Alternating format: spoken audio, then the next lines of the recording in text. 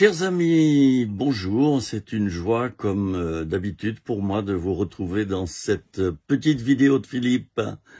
C'est une vidéo que vous retrouverez le soir, en général sur mon profil Facebook, vers 21h, 22h, un moment où les gens sont tranquilles pour regarder une petite vidéo, comme en témoignent les chiffres que j'ai à ma disposition, qui me montre la fréquentation de mon profil. Alors donc, encore une petite vidéo. Ce genre de vidéo, c'est une causerie. Alors bien sûr, vous n'êtes pas là en direct, mais c'est une causerie, c'est-à-dire je ne prétends pas forcément avoir raison à 100%, c'est un partage dans lequel j'exprime ma pensée et j'essaie d'exprimer aussi le plus possible la pensée de Dieu. Voilà. Donc, nous allons ce soir, puisque cette vidéo est diffusée le soir, parler de la parabole des 10 vierges, située dans la Bible, dans l'évangile de Matthieu. Voilà. Alors je précise, avant de continuer, que l'on peut retrouver toutes ces causeries qui sont mises ensemble par thème sur ma chaîne YouTube. Donc je précise encore que l'URL de ma chaîne YouTube se trouve bien souvent annotée sur mon profil Facebook. Voilà, tout est dit. J'espère que vous allez bien. Vous le savez comme moi, être chrétien, ce n'est pas aller toujours bien. Être chrétien, c'est marcher avec Jésus-Christ. Le mot chrétien, d'ailleurs, signifie être comme Christ. Il a été, ce mot a été trouvé à l'époque par les chrétiens d'Antioche, qui se réunissaient et donc qui ont trouvé que ce terme était adapté pour parler des personnes qui suivaient le Christ. Voilà. Bon, alors, je vais revenir donc à mon thème de ce soir et vous lire, ceci est important, vous lire le texte biblique qui nous parle de la parabole des 10 vierges. Nous sommes à une époque, je rappelle que nous sommes en juillet 2020, au moment où j'enregistre cette vidéo, nous sommes à une époque où il y a beaucoup de signes qui nous montrent que le Seigneur va revenir. Ah, alors, j'en vois peut-être plusieurs parmi vous qui voudraient me dire déjà quoi, Jésus revenir? Oui, c'est une promesse qu'il nous a faite, et notamment, Jésus, bien sûr, l'a dit, qu'il allait revenir, et au moment de l'ascension, qui, comme vous le savez, est le moment du départ de Jésus après sa résurrection, de nombreux jours après sa résurrection, je crois que c'est 40 jours après, eh bien, Jésus est remonté au ciel. Et une voix s'est fait entendre et a dit ceci, de même que, vous voyez Jésus monter vers le ciel, de la même manière, il reviendra. Bon, alors, je vais direct au but. Soit vous croyez que Jésus va revenir, soit vous ne le croyez pas du tout.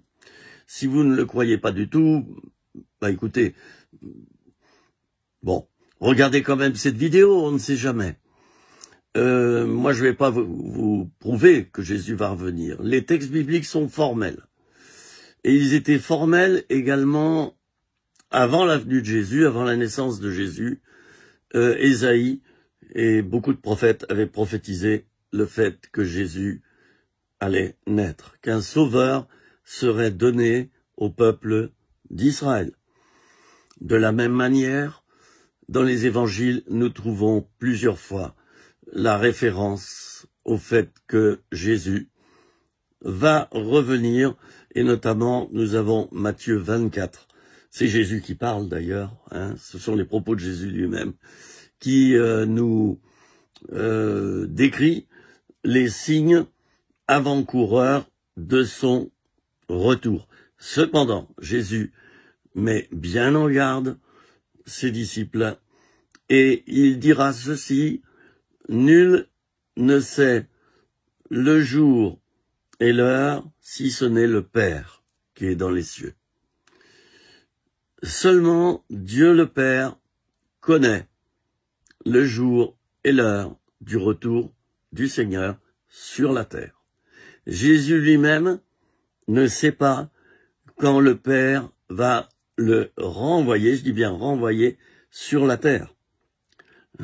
Il ne connaît pas ce temps, mais il est à même d'enseigner ses disciples et de leur donner une série de signes avant-coureurs qui se produiront sur la terre et qui sont relatifs à son retour proche. Le but de cette vidéo, ce n'est pas de décrire ces signes. Le but de cette vidéo, c'est une réflexion sur la parabole des 10 vierges, et c'est tellement important de nous pencher sur cette parabole. Alors, je vais donc la lire, cette parabole.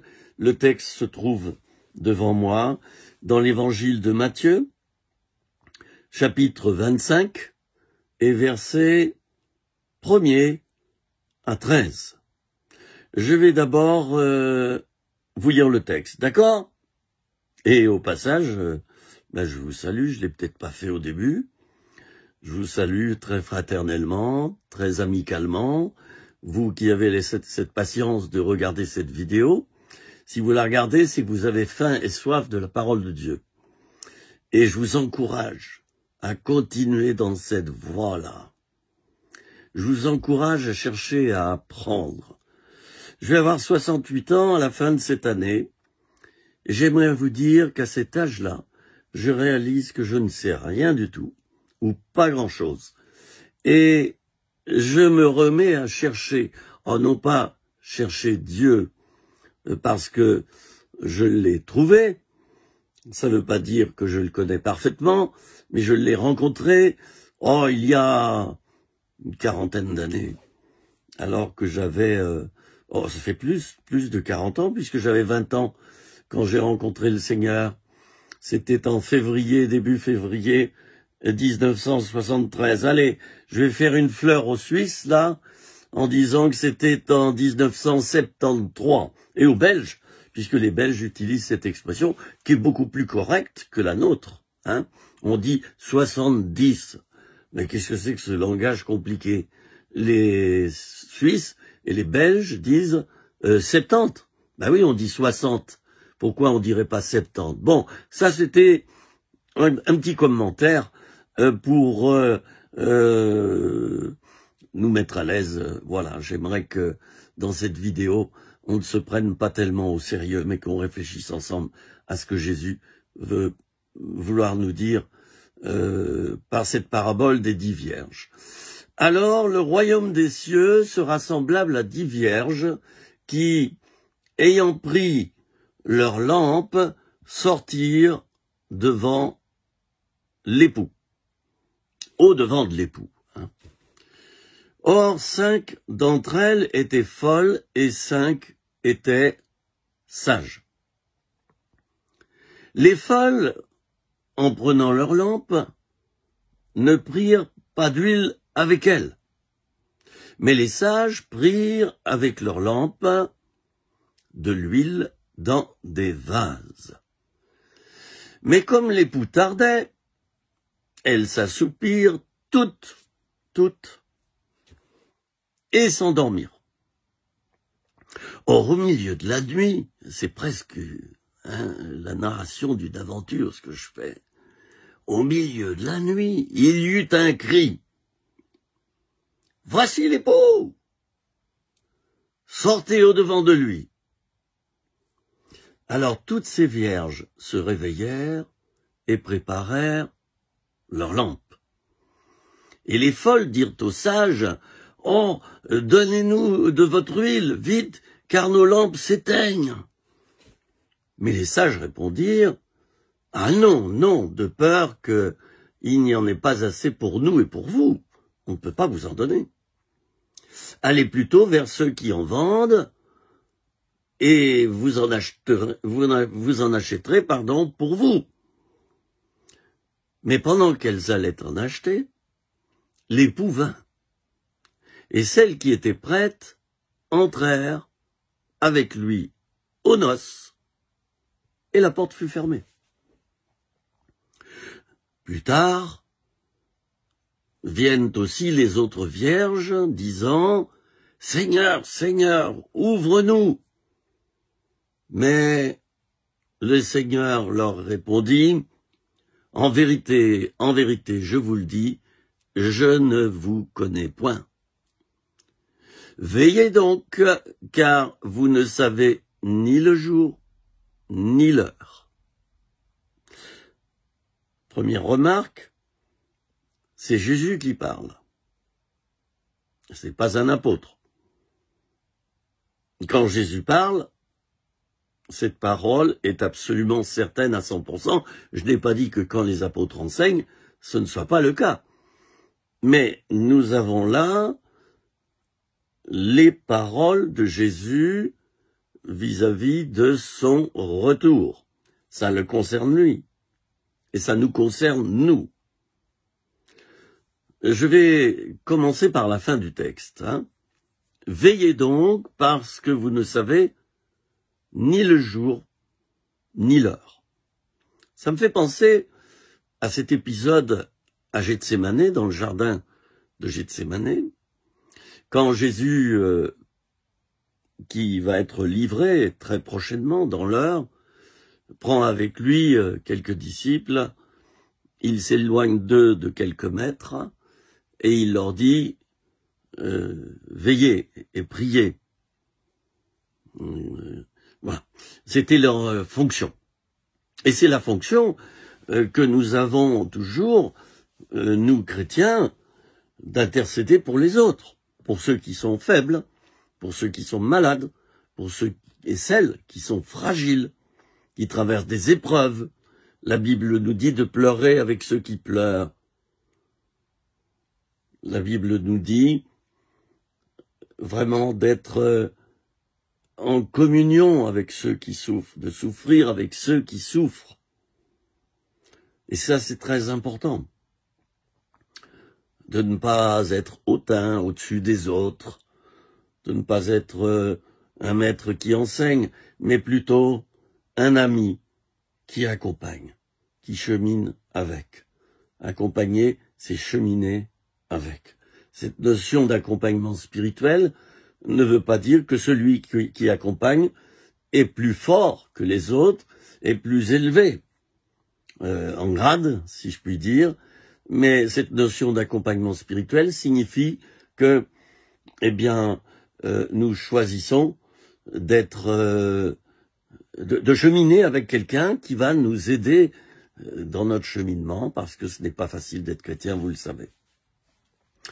Bon, alors donc cet épisode des 10 vierges me fait penser donc au récit de l'Évangile qui nous rapporte Jésus qui se rend au jardin volontairement, il se rend volontairement au jardin de Gethsémanée, volontairement, il s'est livré volontairement pour être cloué sur la croix.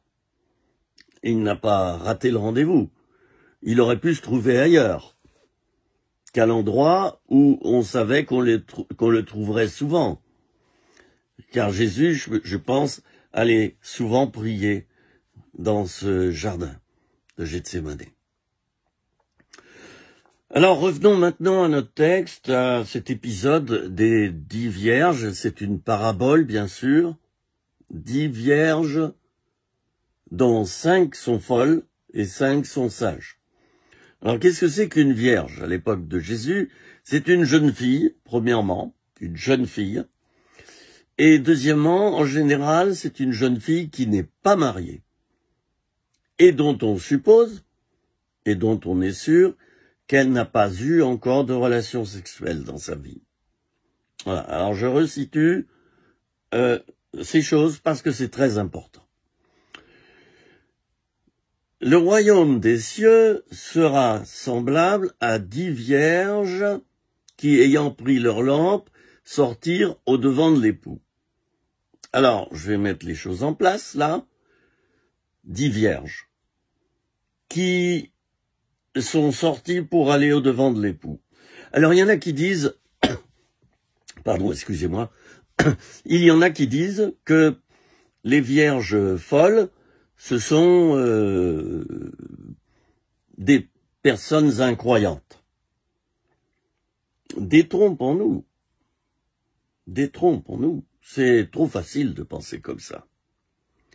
Il s'agit de personnes croyantes.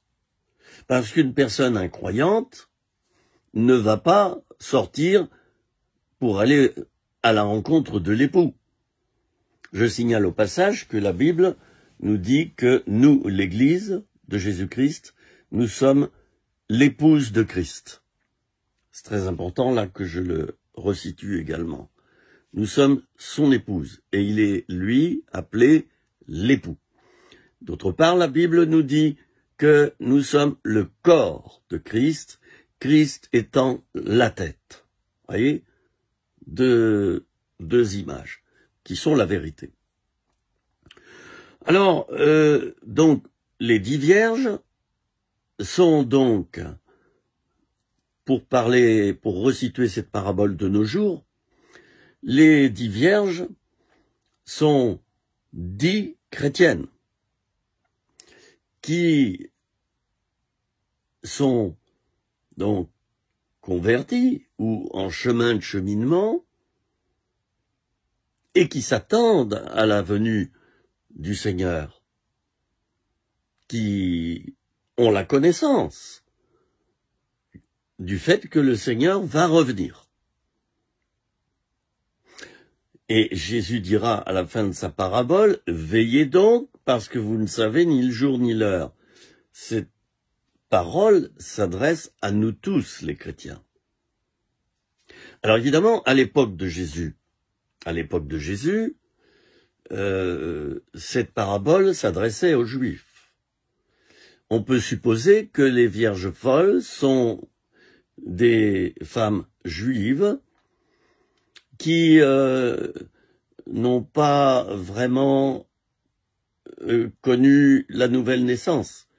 Elles sont croyantes, mais elles n'ont pas fait encore l'expérience de la nouvelle naissance, fait l'expérience de se donner vraiment à Jésus-Christ et de naître de nouveau. De nos jours, on peut supposer que nous avons affaire à 10 chrétiennes. Je vais même prendre le raccourci clavier, je vais dire simplement 10 personnes chrétiennes. Voilà. Qui ne sont pas encore au point d'avoir rencontré le Seigneur. Rencontré définitivement. Car cette rencontre aura lieu pour chacune d'entre nous. Au moment de notre mort, je l'ai souvent dit dans mes vidéos, notre âme et notre esprit quittent notre corps. Qu'est-ce que notre corps? C'est une enveloppe qui nous est prêtée pour un peu de temps par le Seigneur pendant que nous vivons sur cette terre. Et ce corps, on retrouve ça aussi dans le livre de la Genèse, ce corps ira en terre un jour. Tu es poussière et tu retourneras dans la poussière, nous dit le livre de la Genèse. Ce corps, qui est corruptible, nous le perdrons un jour.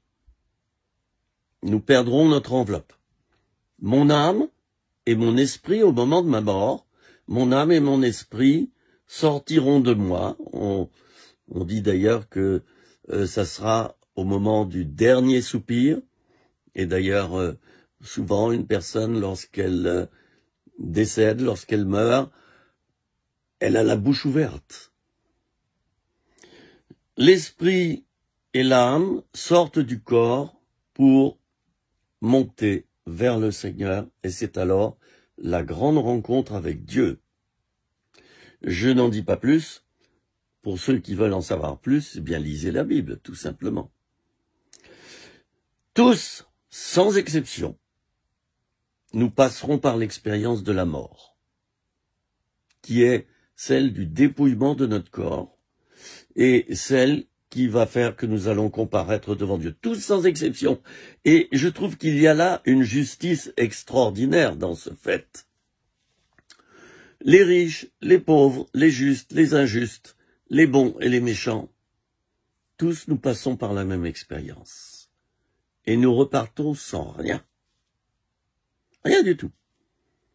Même pas notre corps, notre argent, nos biens, notre famille, rien. Nous ne prenons rien avec nous. C'est pour ça que c'est tellement important de réfléchir à notre mort. La plupart des gens n'y réfléchissent pas. Et puis, ils disent, vous savez quoi? Eh bien, un tel est parti. Voilà, il est parti. Il nous a quittés.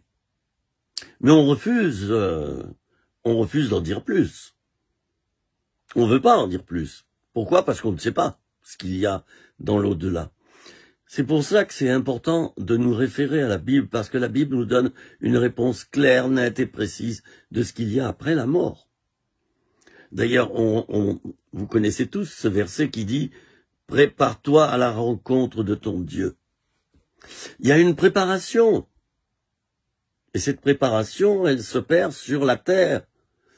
Or, je me souviens d'une souffrance que j'ai eue lorsque j'ai été amené lors de mon itinérance, puisque j'ai été pasteur itinérant pendant 40 ans, lorsque j'ai prêché dans un home de personnes âgées. Et j'ai pensé à cette parabole des 10 vierges. Il y en a beaucoup pendant que je prêchais, je donnais un court message, très court.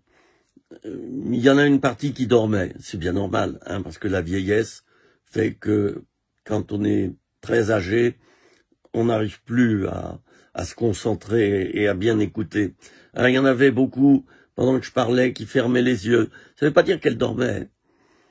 Elles écoutaient, mais elles n'avaient plus la force de garder les yeux ouverts. Ce qui m'a fait le plus mal, lorsque j'ai fait cette expérience de prêcher dans cette salle où il y avait peut-être une vingtaine de personnes âgées, très âgées, ce qui m'a fait le plus mal, c'est de voir sur le visage de certaines personnes âgées déjà la paix, une paix sur le visage, un rayonnement. Et sur le visage d'autres personnes âgées, je voyais malheureusement quoi? Je voyais l'absence de paix, l'absence de sécurité, et tout simplement l'absence de la présence de Dieu. Vous allez me dire, mais qui es-tu pour juger? Bon, c'est vrai que moi, je ne sais pas les choses exactement. Je ne sais pas qui est proche de Dieu ou non, mais le visage exprime souvent des choses, et surtout quand on est âgé. D'ailleurs, une personne décédée exprime quelque chose. Le visage d'un chrétien qui vient de décéder, en général, est très paisible. D'ailleurs, sur des faire-part, on peut lire ceci, un tel nous a quittés dans la paix, à telle date. On le signale sur les faire-part, dans la paix. Voilà. On peut lire cette paix sur le visage des personnes qui viennent de décéder, ou pas. Ou pas. C'est important de se préparer à mourir. Qu'est-ce qu'il y a dans l'au-delà? Qu'est-ce qui se passe après la mort? Alors, il y a plusieurs écoles, et puis je vais arrêter cette petite vidéo-là pour en reprendre une autre juste après. Vous aurez la suite, donc, demain. C'est important de se préparer. Il y a plusieurs écoles, je disais. Il y en a qui disent, il n'y a rien après la mort. Voilà. Ça s'arrête là. Tiens, c'est en contradiction flagrante avec la nature, avec les lois naturelles. Parce que les arbres, en automne, ils perdent leurs feuilles.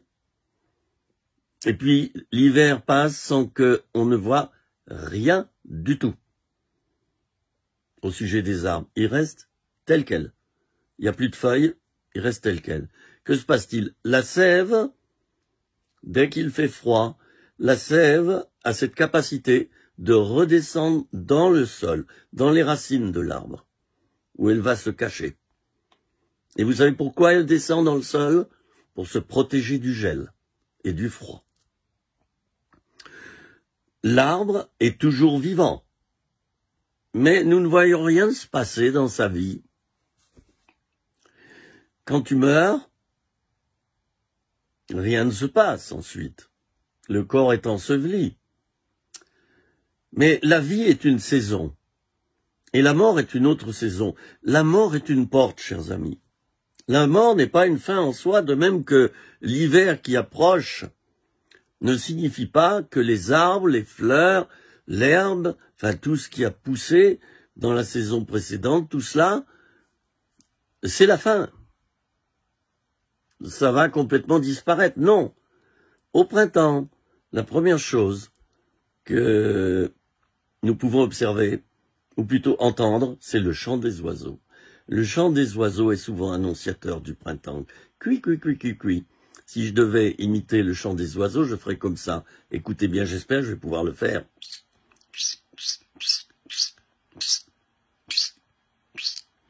Ça, c'est la première chose qui nous annonce l'arrivée du printemps. Et puis, il y a des petites pousses. Vous savez que les bourgeons, ils sont là avant l'hiver. Déjà, la nature s'est préparée. Le bourgeon est formé. Et le bourgeon est recouvert d'une espèce de gangue, une protection contre le gel.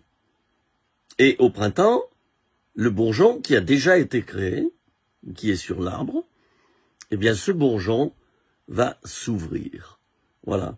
La protection qui était sur lui est ôtée et le bourgeon s'ouvre, donnant naissance à quoi? À la fleur, chers amis. Puis la fleur deviendra un fruit. Alors l'arbre déjà nous enseigne quelque chose. Il nous montre que même si rien ne se passe, eh bien, ça ne signifie pas que c'est la fin de tout. La mort, c'est ça. La mort terrestre, c'est ça. Ensuite, rien ne se passe. Quand vous allez au cimetière sur une tombe, rien ne se passe. On ne peut pas communiquer avec les morts, d'ailleurs c'est formellement interdit. La Bible nous l'interdit. À savoir, ça, hein, attention, ceux qui parlent aux morts font du spiritisme. La Bible le dit, que c'est un péché grave que de communiquer avec les morts. Alors ceux qui font de la divination et de l'occultisme arrivent à communiquer avec les morts. C'est formellement interdit par la Bible, vous le saurez. Bon. Alors, le fait qu'il ne se passe rien dans les cimetières ne signifie pas que dans l'au-delà, où la personne se trouve, où les personnes se trouvent, hein, dans un endroit caché à nos yeux. Donc, le fait que les personnes soient mortes ne signifie pas qu'elles ont disparu. Elles sont toujours là, mais elles sont auprès de Jésus, dans un autre monde. Et lorsqu'on regarde le ciel et les étoiles le soir, quand il est tard, ça m'arrive souvent ici, d'aller observer les étoiles, je me dis, oh là là, le firmament vit. Il y a une vie. Les étoiles vivent à des années-lumière de là. Et c'est beau d'observer ce ciel. Moi, je dis que le ciel exprime la dimension de l'infini. Et lorsque nous mourrons sur cette terre, nous allons découvrir cette dimension de l'infini. Ne croyez pas que la mort s'arrête.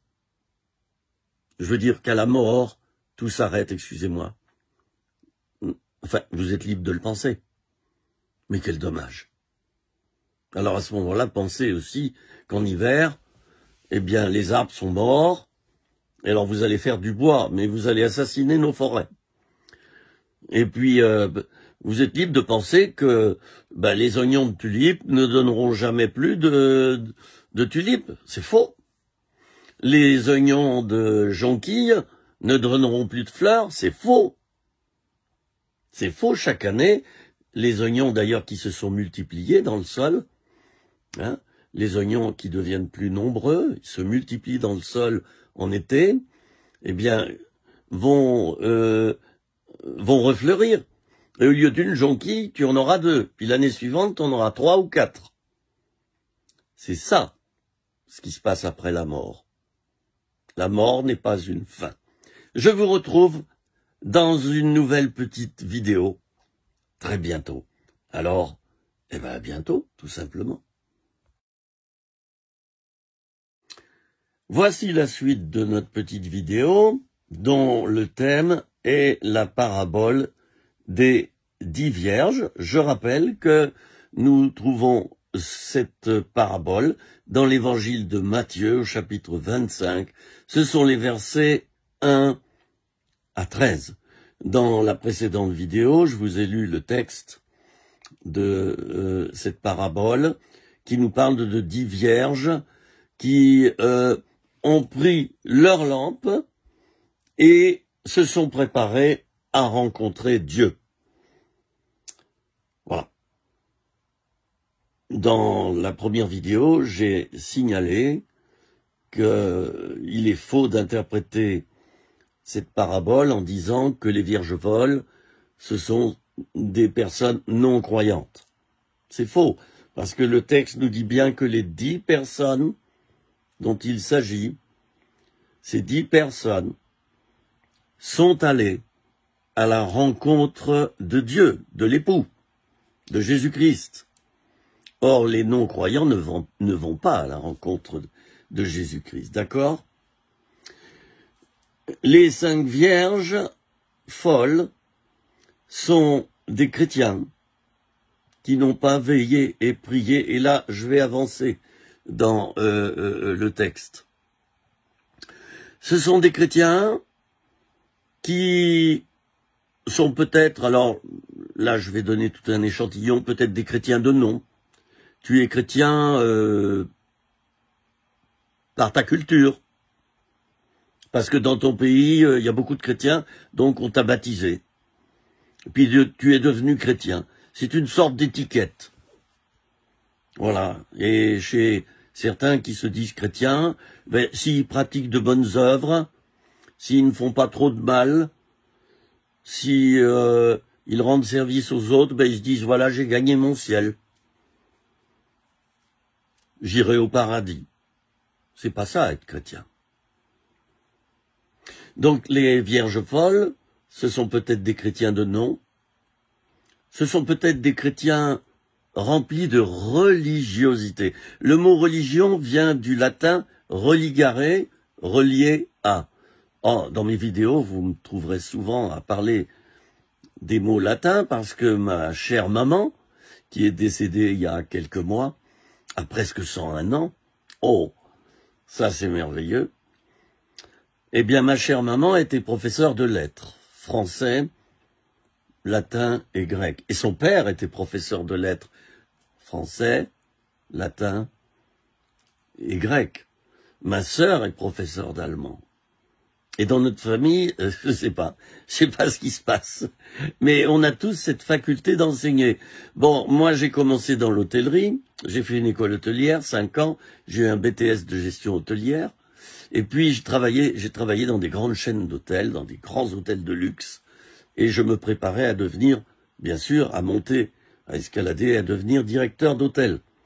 Quand j'allais dire que Jésus-Christ m'a rattrapé, non pas que l'hôtellerie ce ne soit pas un bon métier, mais il se trouve que un jour j'ai rencontré Dieu et je me suis donné à lui et j'ai découvert mon appel.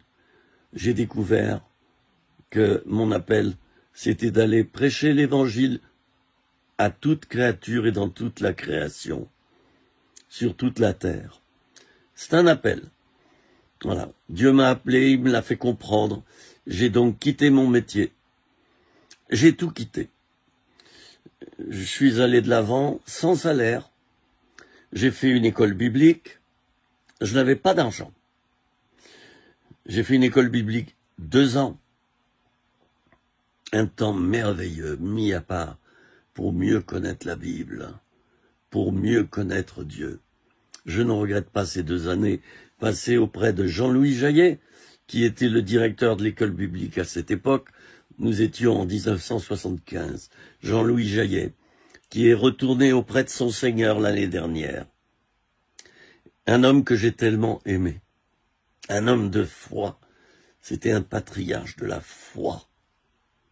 C'était un homme solide qui nous a enseigné la foi.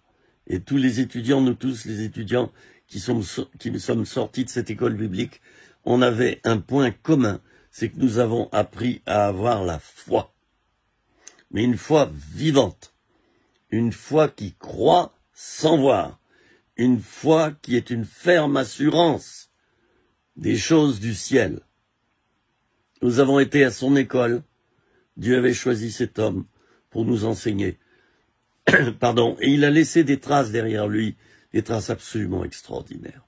C'est un homme qui a prêché à des foules énormes en Afrique et dans d'autres pays. C'est un homme qui n'a pas eu froid aux yeux. Il est parti par la foi. Et nous tous, étudiants de l'école biblique à Vichy, quand nous avons terminé notre école, la plupart d'entre nous, nous sommes allés par la foi. Nous avons fondé des églises. Nous avons fondé des œuvres. Nous avons prêché, enseigné, accompagné des personnes. Nous avons vu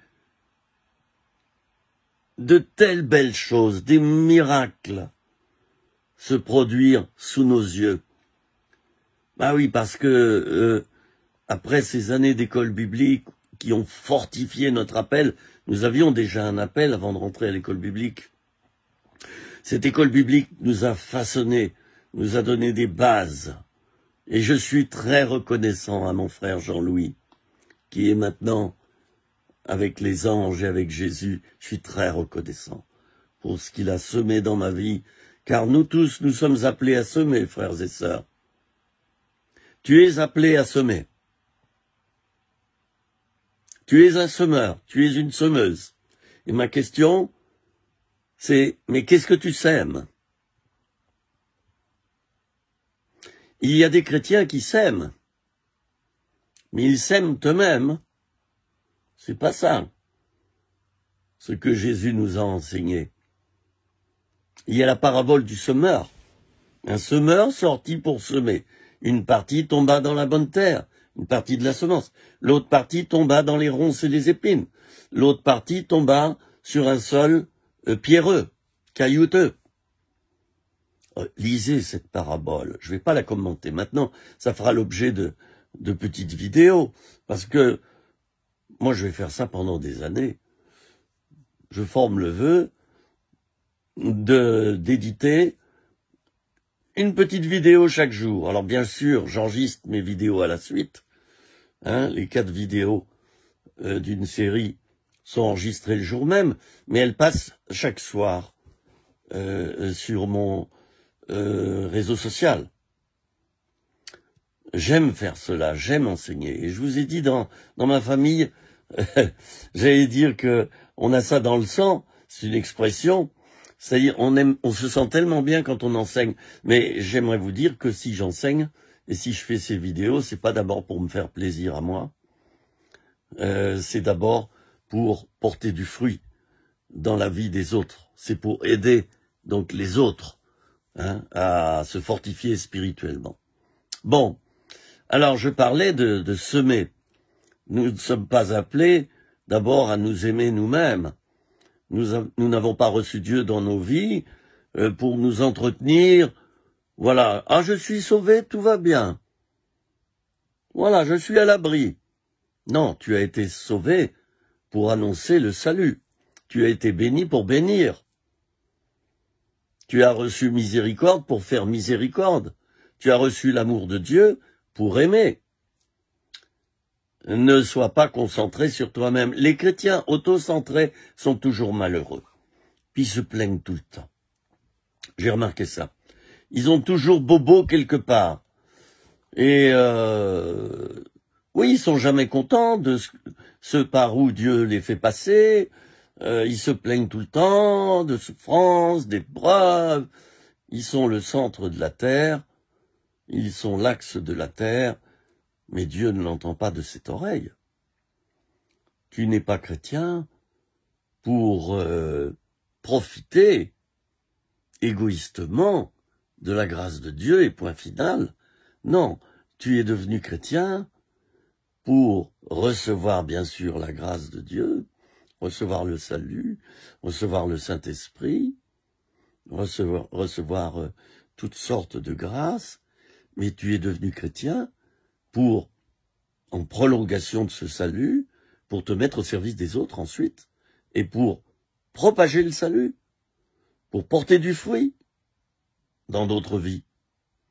Et le bonheur s'obtient à ce prix. Jésus a dit, il n'y a pas de plus grand bonheur que de donner sa vie pour ses amis.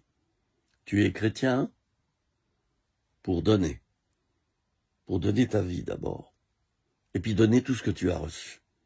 Alors ce principe-là, si tu ne l'appliques pas dans ta vie, si tu commences à thésauriser, à garder la grâce pour toi, pour te faire un grand gargarisme chaque matin, c'est comme ça qu'on fait un gargarisme, vous savez faire, hein, quand vous avez mal à la gorge.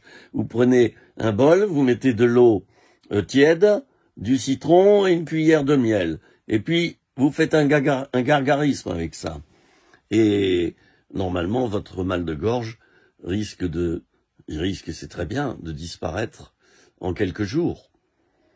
On n'est pas chrétien pour garder pour nous les grâces, mais pour les distribuer aux autres. C'est très très important. Ah, vous allez me dire, tu sors un petit peu de ton sujet. C'est vrai, je sors de mon sujet, mais je crois que c'était important de le signaler quand même. Et voyez-vous, ces 5 vierges folles. Je reviens à mon texte, je reviens à la parabole des vierges folles. Il y a donc 5 vierges folles. Pourquoi est-ce qu'on les appelle des folles? Eh bien, parce qu'elles n'ont pas eu l'intelligence de Dieu. Et l'intelligence de Dieu, c'est quoi? Eh bien, c'est de veiller et de prier. C'est de recevoir au maximum la grâce de Dieu. Pourquoi faire? Pour la donner, je l'ai dit dans cette vidéo. Les vierges folles, elles avaient juste de l'huile pour elles-mêmes. L'huile représente le Saint-Esprit dans la Bible. L'huile représente le Saint-Esprit. Ces vierges, donc ces vierges folles, elles avaient juste de l'huile pour elles, pour leur lampe. Je veux dire, pour la faire fonctionner pour elles. Et elles n'avaient pas pris soin, d'avoir une réserve d'huile. Une réserve qui sert aussi pour les autres. Si on a de l'huile en abondance, si notre lampe a une quantité suffisante d'huile, a des réserves d'huile, eh bien, nous serons éclairés nous-mêmes et nous éclairerons les autres. Alors, les vierges folles, c'était simplement des femmes, dans cette parabole, eh bien, des femmes qui avaient juste un peu prié, un peu reçu la grâce de Dieu, mais pour elles seulement. Elles s'éclairaient elles-mêmes par la grâce de Dieu.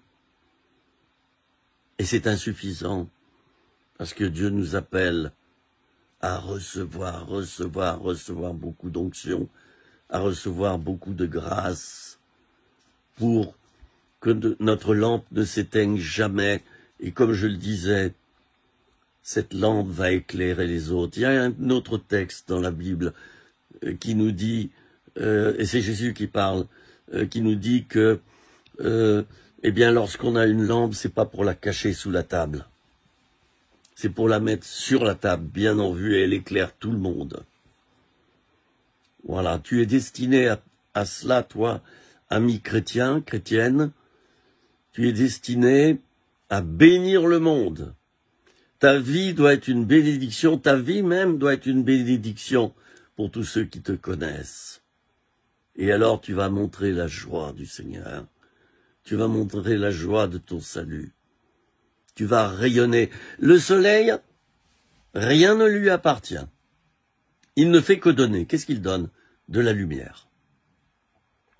Mais rien ne lui appartient en propre.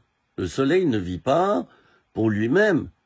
Il vit pour donner la vie. Mais oui, sans le soleil, eh bien, les plantes ne pourraient pas pousser. Nous aurions beaucoup de mal à vivre, nous, les êtres humains. Et, j'allais dire que rien ne fonctionnerait bien sur cette terre. J'ai beaucoup réfléchi aux vacances estivales. Nous sommes en plein dans les vacances estivales, juillet 2020. Les gens se précipitent où pendant leurs vacances?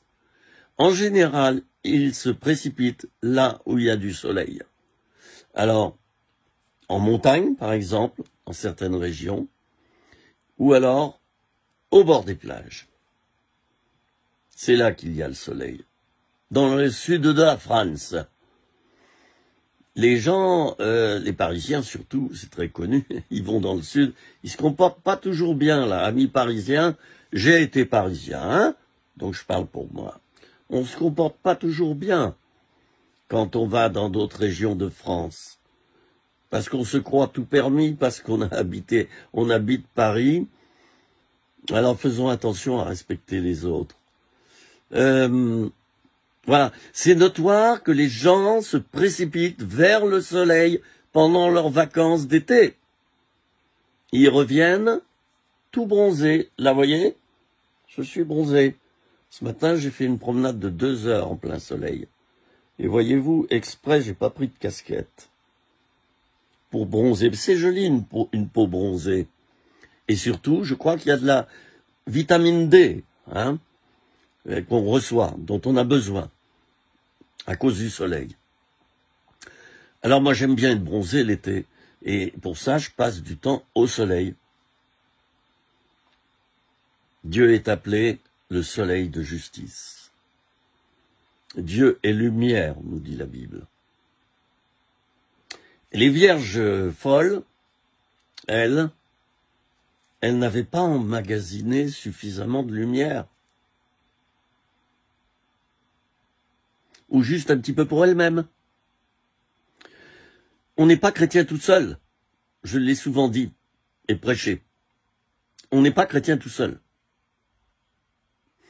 En tant que chrétien, nous avons des frères et des sœurs.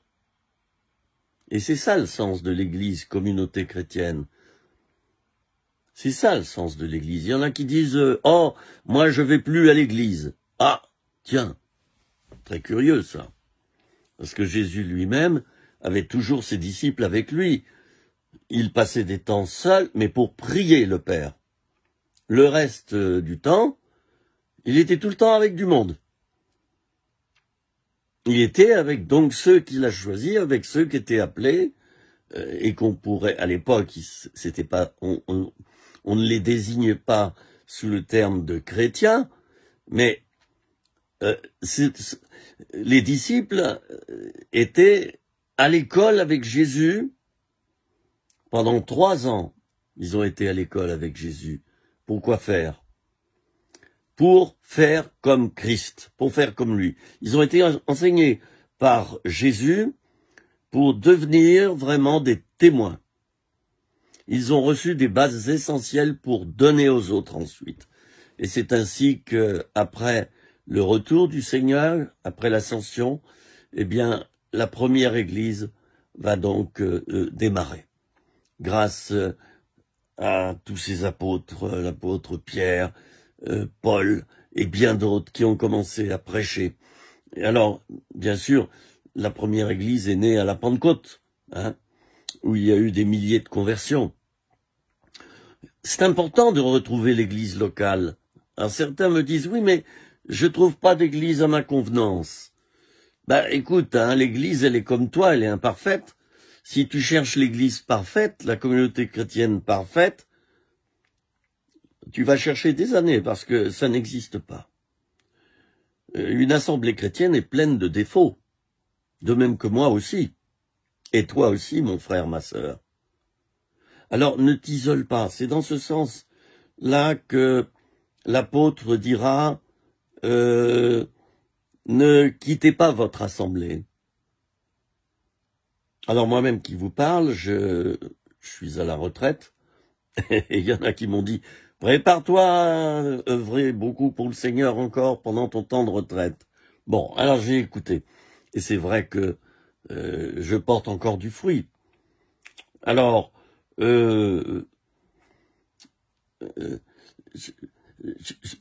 dans mon appel, il y a toujours cette notion de don. Je suis appelé à donner, toujours donner. Les vierges folles n'avaient pas cette vision. Elles voulaient simplement prendre pour elles, et c'est tout. Et c'est pour ça qu'elles n'avaient pas de réserve d'huile. C'est quoi la réserve d'huile? Ben, c'est toute cette réserve de grâce que nous emmagasinons en nous lorsque nous prions, lorsque nous jeûnons, lorsque nous consacrons notre vie à Jésus-Christ. Et les vierges étaient aussi des femmes consacrées à Dieu à l'époque des Juifs. Donc dans cette parabole, les 10 vierges sont 10 croyantes. 5 n'ont pas de réserve d'huile. 5 autres ont leur réserve. Et voilà que retentit, je regarde mon texte là, et voilà que retentit la voix de l'époux, alors que les 10 vierges, je le signale au passage, se sont assoupies et se sont endormies. Alors je ne veux pas parler là du sommeil spirituel, c'est pas ça. Mais c'est pendant la nuit que l'époux est arrivé. Et la Bible nous le dit, que le Seigneur reviendra comme un voleur dans la nuit. Retenons bien ça. En général, et je l'ai déjà dit, on n'attend pas le voleur la nuit. Je dirais même qu'on barricade notre maison pour pas qu'il rentre. Le Seigneur reviendra comme un voleur dans la nuit. C'est-à-dire à un moment où on ne l'attend pas. Et quand je vois tous ces chrétiens à l'heure actuelle qui n'attendent pas la seconde venue du Seigneur, j'ai peur pour eux. J'ai peur pour eux. Parce qu'ils ne sont pas prêts. Ils ne se sont pas préparés.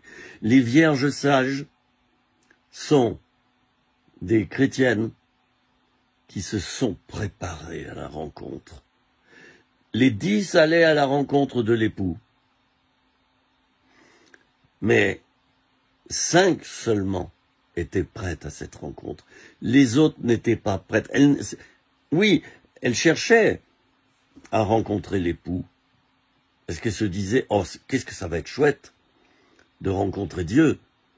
J'en veux encore. Mais oui, mais elles le voulaient pourquoi? Pour elles, égoïstement.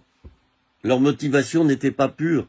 Tandis que les vierges sages, eh bien, leur motivation était pure. Elles s'étaient préparées à cette rencontre. Elles avaient leur réserve d'huile. Elles s'étaient préparées. Elles avaient ensemencé leur champ.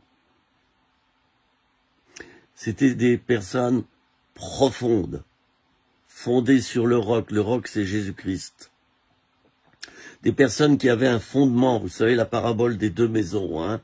C'est curieux, on retrouve toujours 2 camps au niveau spirituel dans la Bible. Il y a 2 camps, toujours 2 camps. Hein. Jésus dira que ton oui soit oui, que ton non soit non. 2 camps.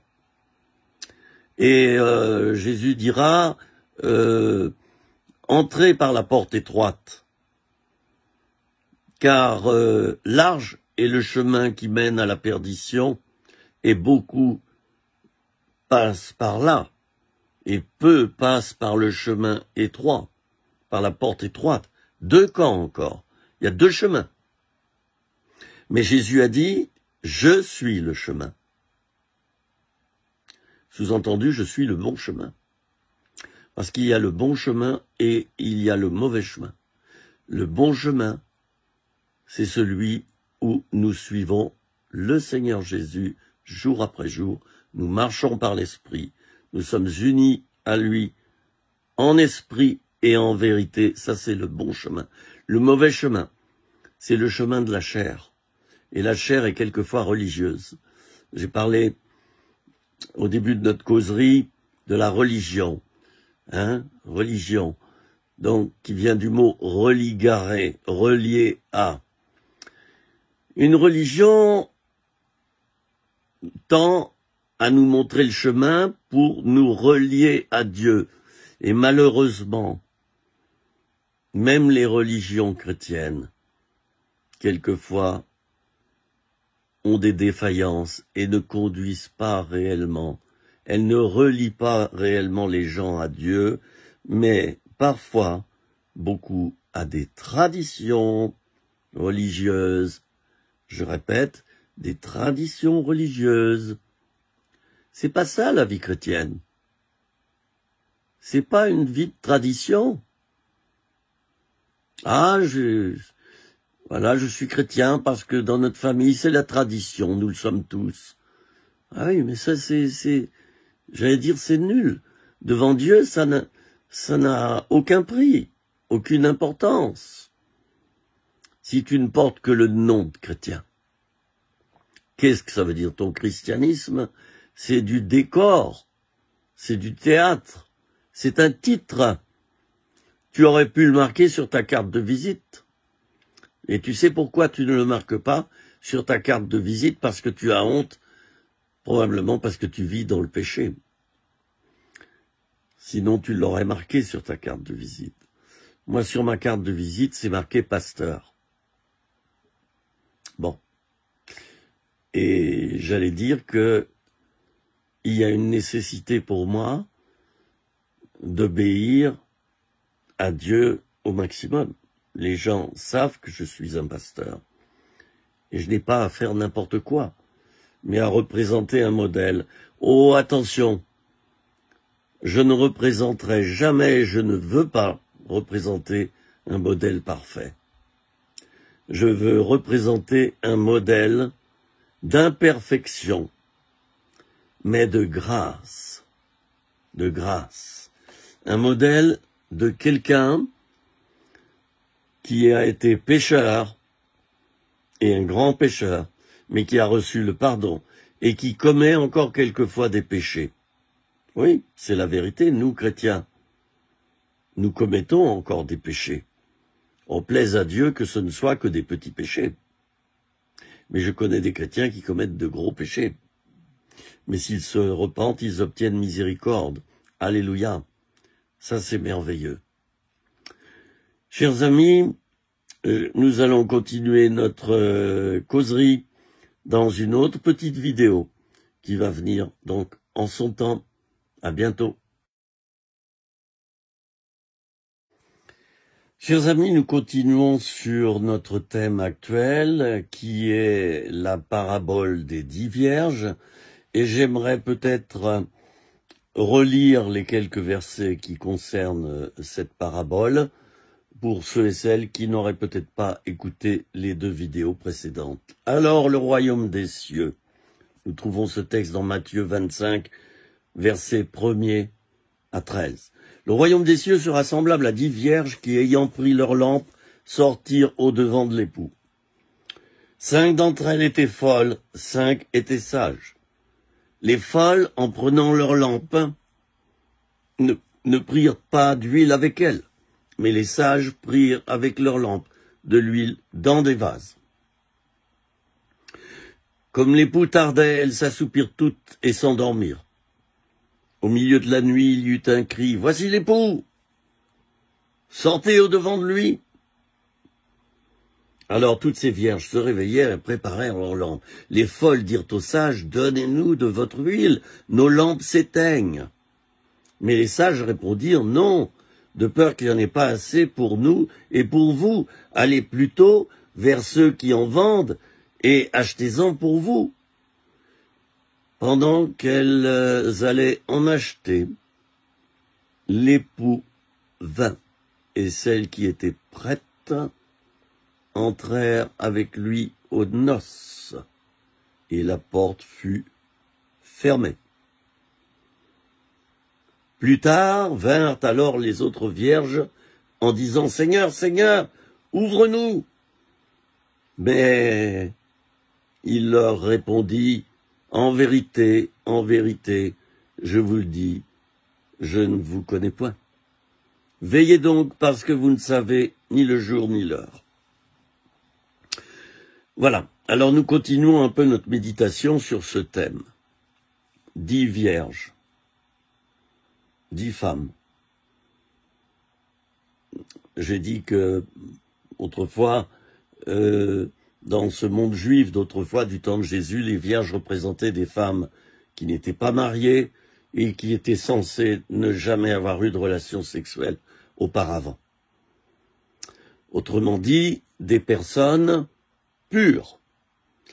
Cette parabole des 10 vierges ne nous parle pas de 5 vierges folles comme étant des personnes vivant dans la débauche, dans l'impureté, dans les pires péchés. Non, non, non. C'était des femmes qui se trouvaient dans le même endroit que les vierges sages. C'est-à-dire, on suppose, l'église, le bâtiment de l'église. Les 10 étaient en prière. Les 10 étaient croyantes. Et toi, mon ami qui m'écoute maintenant, tu es certainement croyant si tu m'écoutes, si tu écoutes cette vidéo. La Bible nous dit, Jésus l'affirme, l'un sera pris, l'autre laissé. Je l'ai dit, il y a toujours 2 camps. La Bible nous parle toujours de 2 camps. Et d'ailleurs au ciel, il y aura 2 camps, l'enfer et le paradis. Jésus nous parle des boucs et des agneaux. Et toujours, il y a ces 2 camps, c'est très curieux. Et c'est vérifiable, chers amis, dans ce monde actuel qui est un monde de débauche, il faut bien l'avouer, nous sommes en juillet 2020, c'est un monde de débauche. C'est un monde où plus personne ne respecte plus personne ne respecte les lois morales, les valeurs, comme le beau, le bien, le vrai, le pur. Non, on respecte plus ça. D'ailleurs, le bien est considéré comme le mal et le mal comme le bien. Et c'est un des signes de la fin des temps, hein, quand on appelle le bien mal. Quand nous, qui sommes chrétiens, sommes regardés comme des malfaiteurs. D'ailleurs, du temps de Jésus, c'était un petit peu comme ça également. Du temps de Noé également. Il est dit que la terre était pervertie et qu'il y avait une violence insoutenable sur la terre. Et c'est pour cela que Dieu a eu dans l'esprit de détruire la terre par un déluge. Et heureusement, il se trouvait un juste Noé, lui et sa famille, qui obéissait à Dieu. Vous vous rendez compte? Une seule personne. Ça fait réfléchir, ça. À l'époque de Noé, il y avait donc une seule famille qui écoutait Dieu et qui marchait avec Dieu. Ça fait frémir. Et le texte biblique nous dit, quand le Fils de l'homme reviendra sur la terre, trouvera-t-il encore la foi sur la terre? Vous allez me dire, mais mon frère Philippe, il y a tellement d'églises de nos jours, il y en a partout. Beaucoup seront sauvés. Mais t'inquiète, pourquoi tu passes ton temps à prévenir, à menacer, mais tout va bien. Allez, il y en a qui vont dans les églises, d'autres qui vont pas. Dieu est amour, hein, comme le chantait Paul Naref. Vous savez qu'il y a une chanson, hein. Nous irons tous au paradis.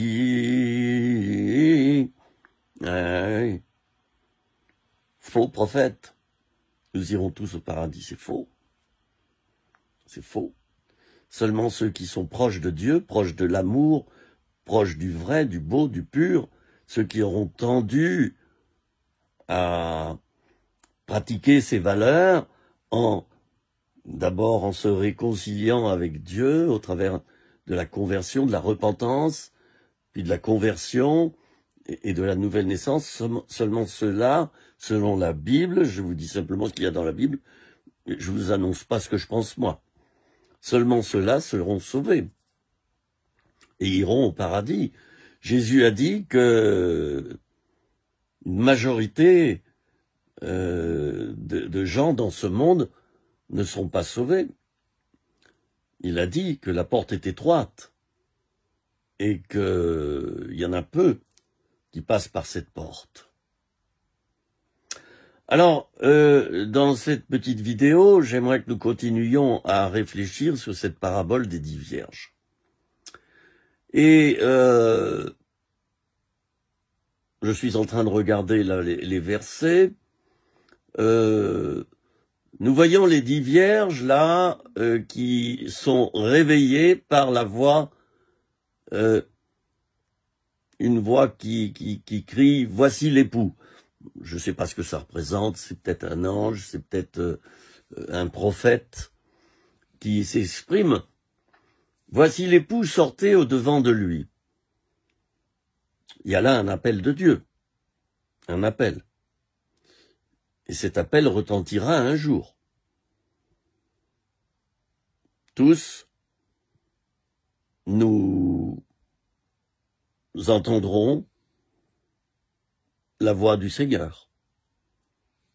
Il est dit que tout le monde le verra, hein, lors de son second retour. Alors je ne sais pas si c'est par le processus de la télévision, j'en sais rien.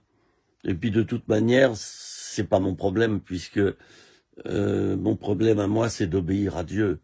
Et pour le reste, je lui fais confiance.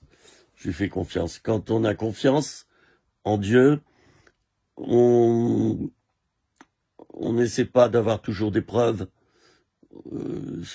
Moi, je rencontre certains chrétiens qui sont tout le temps en train de poser des questions. Ils veulent des preuves, sans cesse des preuves. Je rencontre des pasteurs qui prêchent sur l'Apocalypse comme s'ils connaissaient tout. C'est terrible. Ils vont vous expliquer l'Apocalypse de A jusqu'à Z. Ils l'ont interprété. Ils vont vous l'enseigner. Ça, c'est ça, c'est ça. Voilà, tout est bien rangé, tout est bien clair dans leur esprit. Ils connaissent tout. Ils connaissent tout sur Dieu. Mais moi, je ne sais pas s'ils connaissent Dieu lui-même. Ah, je vous dis franchement, j'ai écouté certains pasteurs, je me suis posé la question s'ils avaient réellement rencontré Dieu. Bon, ça c'est une réflexion personnelle. Alors, donc, un jour, cette voix va retentir, voici l'époux. Et donc, la fin de cette parabole, c'est quoi? C'est veillez donc, vous ne savez ni le jour ni l'heure. Alors, j'ouvre une parenthèse pour dire que, mes amis, chrétiens, chrétiennes, nous devons être prêts. Nous devons être prêts. Et être prêt, ça signifie donc d'être en veille. D'être en veille. D'écouter en permanence. Être prêt, c'est au retour du Seigneur, c'est tendre les oreilles, ouvrir les yeux. C'est très important, ça. Être à l'écoute de l'Esprit de Dieu. C'est l'Esprit de Dieu qui va nous conduire à la rencontre de l'époux. Et tous ceux qui n'écoutent pas l'Esprit de Dieu, qui n'écoutent pas Dieu, et qui vivent un christianisme traditionnel, j'allais dire un christianisme ronronnant, tous ceux qui vivent, voilà, le christianisme comme étant une étiquette. Il y a comme un tampon qu'ils ont reçu quelque part, comme un tatouage chrétien. Mais ça, oui, ça signifie quoi, ça? Non, c'est pas ça, être chrétien. Être chrétien, c'est c'est être vraiment converti, c'est avoir donné sa vie au Seigneur. On ne fait plus ce qu'on veut, on fait ce que le Seigneur veut. On désire ce que Dieu veut, et non pas ce que désire notre chair. Il y a des moments, j'ai mal. J'ai mal parce que je vois certains chrétiens qui ne sont pas prêts. Métro, boulot, dodo, église le dimanche matin, ça s'arrête là. Et de temps en temps, une réunion de prière dans la semaine, mais oh, on est très occupé. Hein. Et il y a des chrétiens qui vont à un culte par mois, une réunion par mois, ils ne prient plus personnellement, ils ne lisent plus leur Bible. Attention. Et là, je ne juge personne, attention. La parabole des 10 vierges nous dit que nous devons avoir une réserve d'huile. La réserve d'huile, c'est quoi? C'est la connaissance des saintes écritures, c'est l'écoute de Dieu, c'est des heures et des heures dans la prière, dans l'intercession, c'est une vie remplie du Saint-Esprit, une vie sainte, une vie donnée à Dieu, c'est ça. C'est ça, ce que vivaient les vierges sages. Elles étaient perpétuellement en communion avec Dieu, constamment, jour et nuit. Et donc elles avaient emmagasiné toute une connaissance de Dieu. Elles avaient emmagasiné la force de Dieu en elles, la puissance de Dieu. Elles étaient aux aguets, ces femmes. Les autres aussi, vous allez me dire, les vierges folles, elles étaient aux aguets. D'accord, mais j'ai déjà dit que leur motivation n'était pas pure. Oui, on peut suivre Dieu avec des motivations impures. On peut suivre Dieu par égoïsme. On peut suivre Dieu par peur de l'enfer. On peut suivre Dieu par plaisir, tout simplement. C'est une drogue de plus, allais-je dire. On peut suivre Dieu parce qu'on idolâtrise un pasteur ou un prêtre. On idolâtre, je voulais dire, j'ai dit un autre mot. On idolâtre un serviteur de Dieu ou une servante de Dieu. Mais attention, ces motivations ne sont pas justes, elles ne sont pas pures, elles ne sont pas propres. Certains vont me dire, mais moi, je vais à la messe tous les jours, je vais à la messe chaque dimanche, je vais au culte protestant chaque dimanche, je vais à la réunion de prière de l'église, je suis ancien de mon église, je suis pasteur de mon église, mais ça c'est un titre, mon cher ami. Ce que Dieu regarde, c'est à ton obéissance dans le secret. D'ailleurs, Jésus a dit, quand tu pries, rentre dans ta chambre, ferme la porte, et là, dans le lieu secret, parle à Dieu. Et Dieu te le rendra. Être chrétien, c'est avoir une vie cachée en Christ. Hein? Colossiens 3:3, car votre vie est cachée avec Christ en Dieu. Cachée avec Christ en Dieu. Caché. Vous allez me dire, tu radotes, hein, caché. Ça saute pas aux yeux humains. Moi, quand je vois ces hommes d'église avec tout cet apparat, avec tous ces flonflons, tous ces trucs, ces machins, j'ai mal à l'intérieur de moi-même.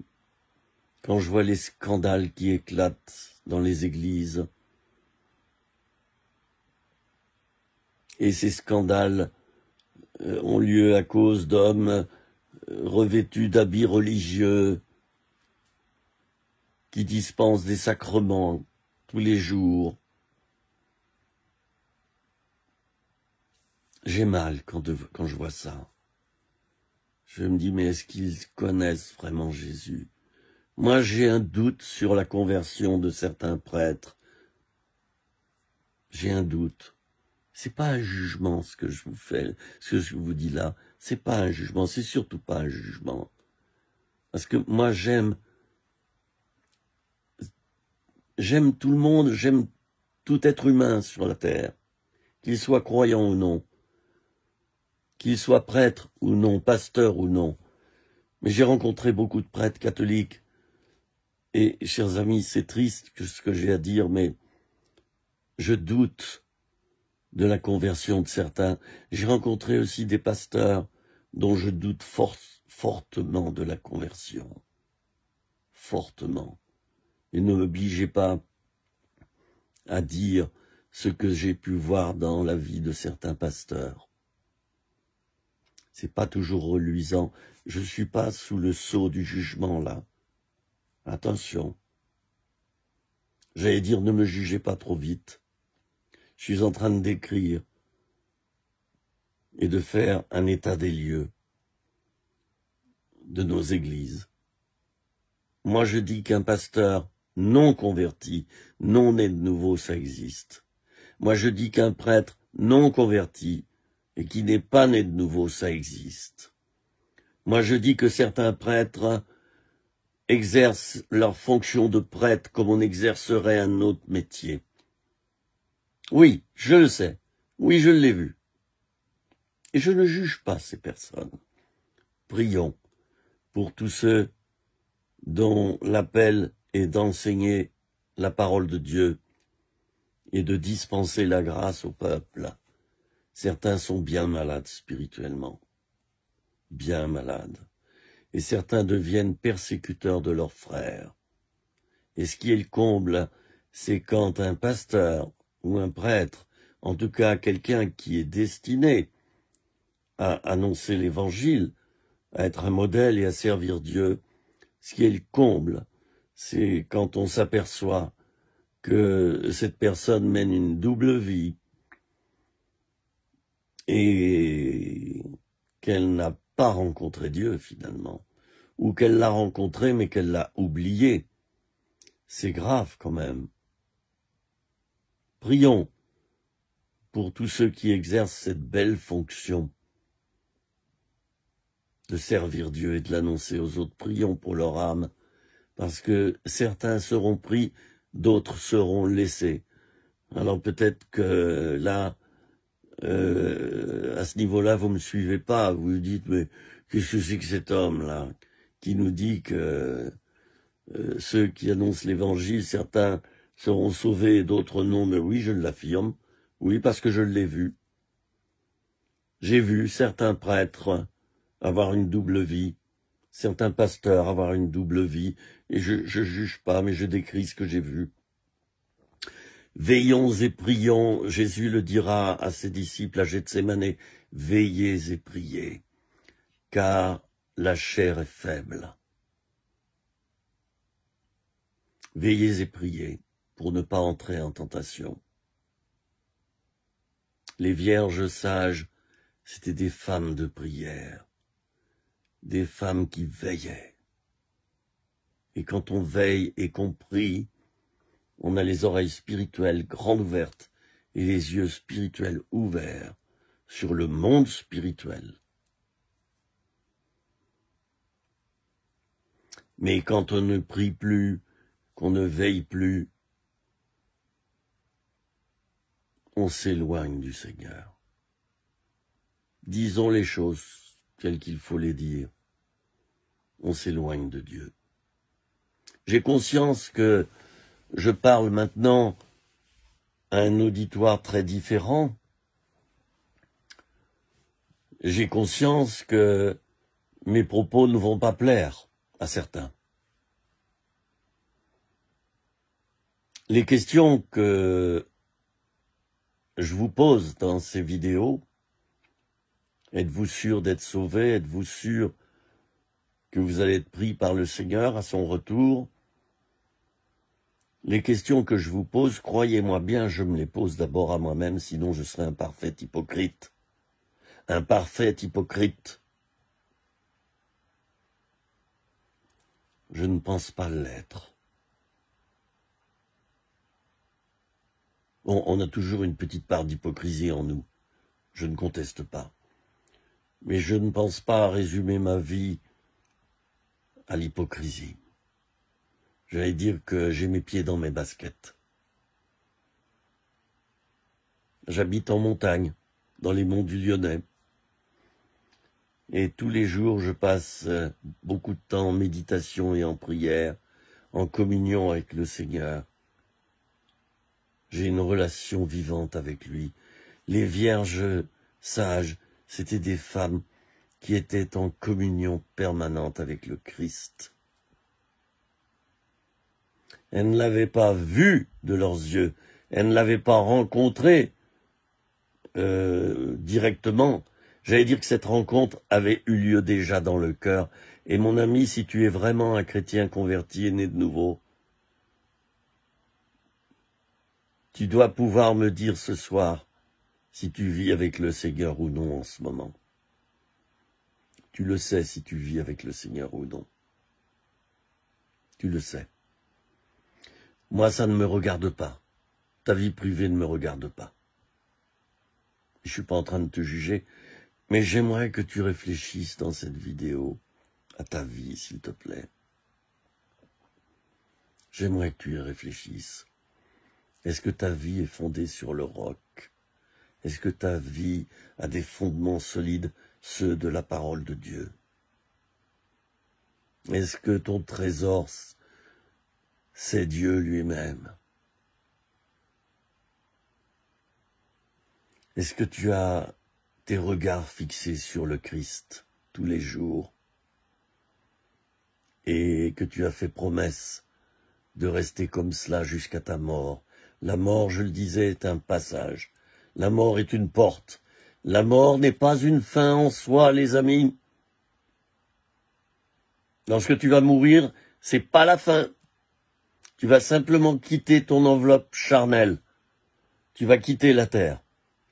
Et tu vas être en partance vers le ciel, à la rencontre de l'époux. À la rencontre de l'époux, si déjà, sur la terre, tu l'avais rencontré à l'intérieur de toi-même. Là, la connexion se fera. L'important, c'est que ce soir, au moment où tu me regardes, tu puisses avoir comme une attestation intérieure, comme une certitude, oui, d'avoir déjà rencontré l'époux, en esprit et en vérité. Si tu as cette assurance, mon frère, ma sœur, si tu as cette assurance maintenant, là, au moment où je te parle, sois béni. C'est signe que tu as une vie profonde, une vie de maturité chrétienne. Comme le disait l'apôtre, tu manges de la viande et non plus tu n'es plus à la mamelle au niveau spirituel, mais tu manges de la viande. Est-ce que tu as cette certitude ce soir d'être sauvé? Cette certitude d'être pardonné par le Seigneur? As-tu cette certitude que ta vie est globalement en ordre? Je dis globalement, et je le dis souvent car personne n'est à 100% en ordre, même pas moi. Ça n'existe pas, ça. As-tu cette certitude de marcher avec Dieu? Les vierges folles étaient pourtant présentes dans le temple avec les vierges sages. Elles avaient aussi une lampe. Mais la seule différence, c'est qu'elles n'avaient pas de réserve d'huile, de même que dans la parabole des 2 maisons. Les 2 maisons étaient similaires. La seule différence, elle était cachée. Les vierges folles n'avaient pas de réserve d'huile, ça se voyait pas, puisque leur lampe éclairait. Et dans la parabole des 2 maisons, je viens de le dire, les 2 maisons étaient strictement similaires. On ne pouvait pas faire la différence aux yeux humains. Les différences, elles se trouvaient dans le sous-sol.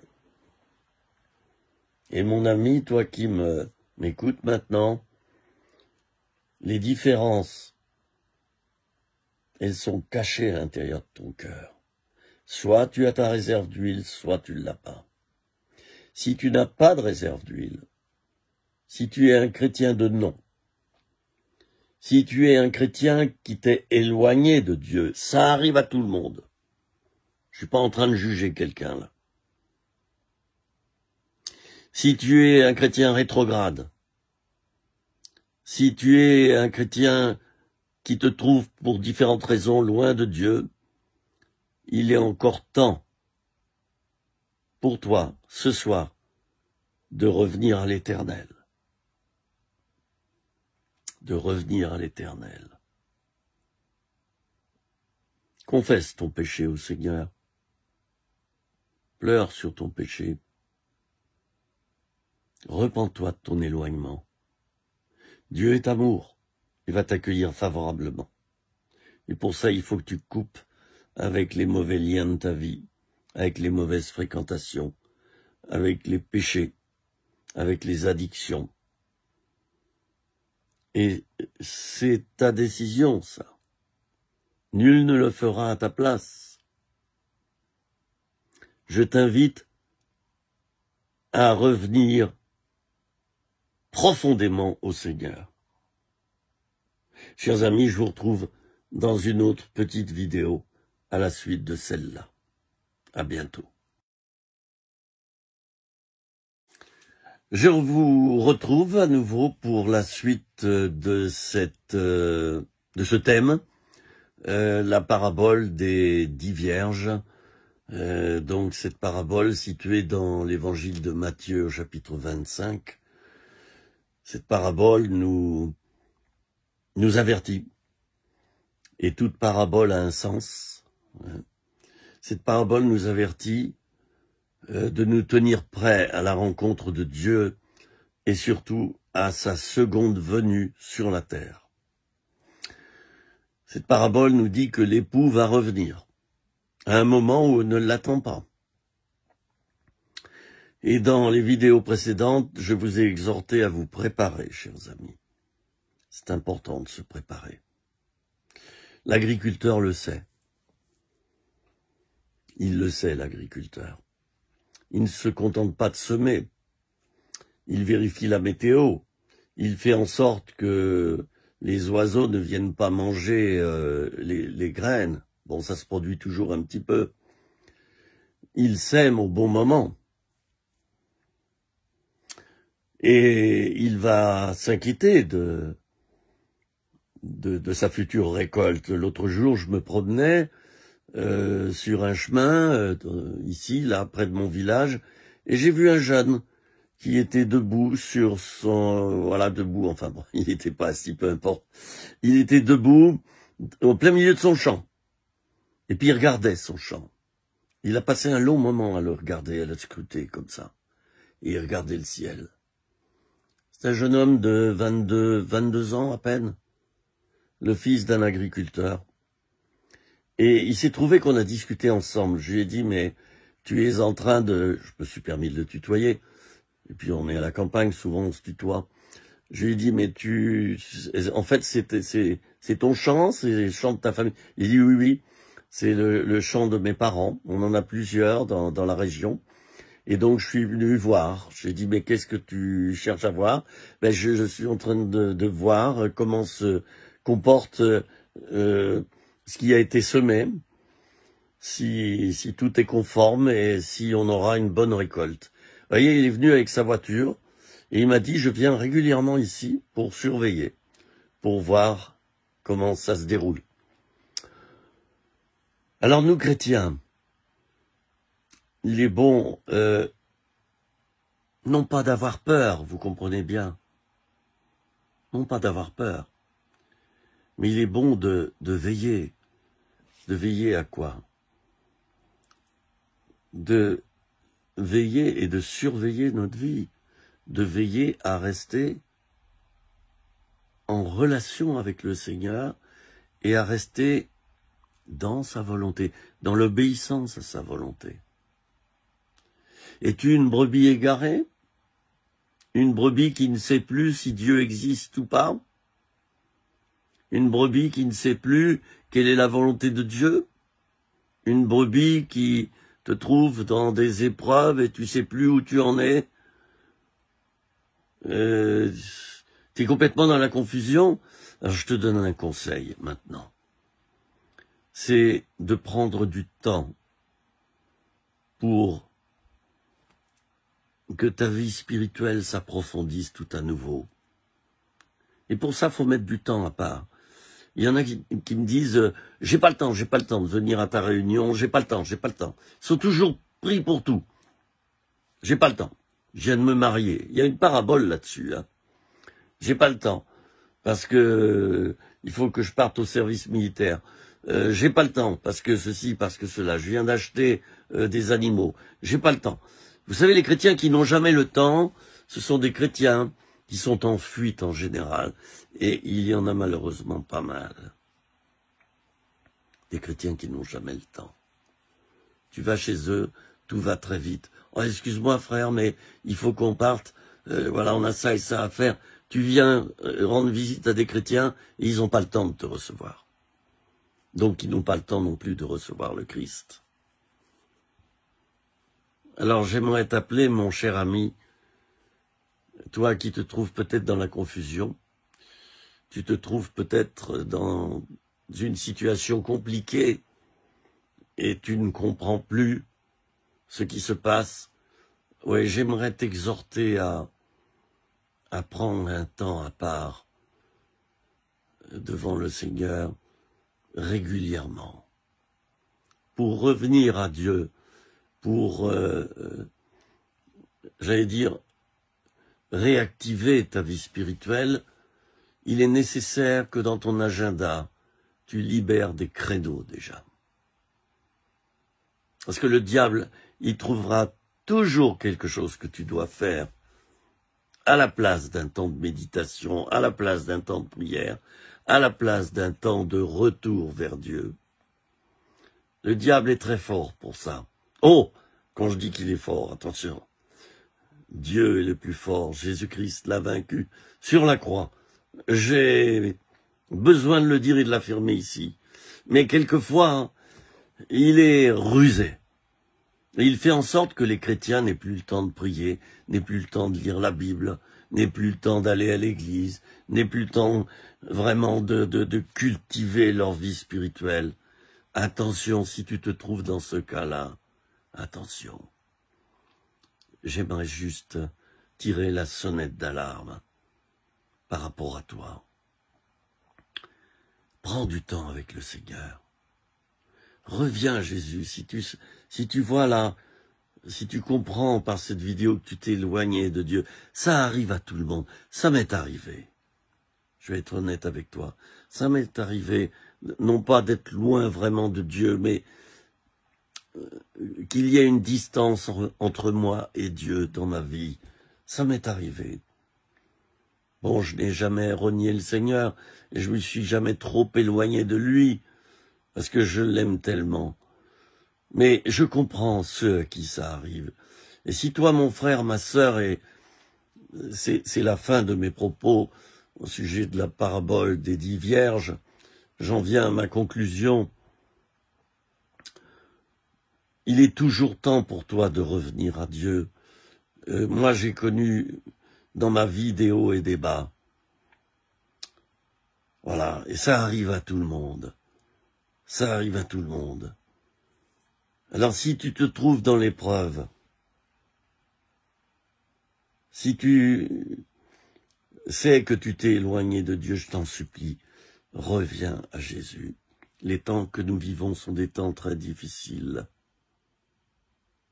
Ce sont les temps de la fin. Oh, je veux pas dire que ça y est, le retour du Seigneur est imminent, quoique j'en sais rien. Il est dit que nul ne sait le jour et l'heure, si ce n'est le Père. Nul ne le sait, ni moi ni toi.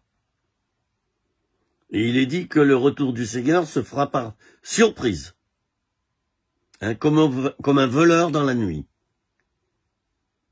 Il y a des chrétiens qui disent « Oh, tous les signes ne sont pas accomplis, le Seigneur va pas revenir. » Et puis c'est un prétexte pour pécher davantage. Ils disent « J'ai encore du temps. » Petit malin. Ben moi, ça me fait pas rigoler, figure-toi. Bien que j'ai eu un sourire il y a quelques secondes, ça me fait pas rigoler. Ta vie est précieuse. Tu as de la valeur. Ça serait tellement dommage que ta vie se termine par une queue de poisson. Ça serait tellement dommage pour toi que tu n'aies pas accès à la vie éternelle. Ça serait tellement dommage que tu aies gâché ta vie. Ah, réfléchis. Ta vie est unique. Tu n'es pas fait pour la perdition, tu n'es pas fait pour que ta vie s'arrête là, puis point final, ça y est, accident de voiture, paf, allez, terminé, hop, et c'est fini. Non, non, non. Je l'ai déjà dit, la mort est une porte. Et même ceux qui décèdent lors d'un accident de voiture, ils traversent cette porte. Ça peut être une crise cardiaque, ça peut être un cancer, ça peut être tout simplement la vieillesse, mourir de sa belle mort, comme on dit. À tout instant, la mort peut te faucher, mon ami, à tout âge. Sois prêt. Sois prêt. Et la seule solution pour être prêt, ben oui, c'est logique, c'est de se préparer. Lis la Bible. Prie, même si tu sais pas prier ou tu sais plus prier. Prie, adresse-toi au Seigneur. Il a une oreille pour t'écouter. Il t'aime. Il aimerait que tu reviennes vers lui ou que tu viennes vers lui pour la première fois. Ces vidéos s'adressent à plusieurs sortes de personnes, je l'ai dit. À ceux qui n'ont pas encore rencontré Jésus-Christ, à ceux qui l'ont rencontré mais qui ne sont pas allés plus loin, à ceux qui l'ont rencontré, sont allés plus loin mais se sont arrêtés. Cette vidéo s'adresse aussi aux pasteurs qui ont bien commencé dans leur ministère et puis ça s'est terminé mal. Tu as besoin de Dieu, cher pasteur. Tu n'es plus dans le ministère. Dieu ne t'a pas rejeté. Dieu t'aime, toujours autant. Reviens à Jésus, pendant qu'il est temps. N'attends pas que la trompette sonne. Voici l'époux.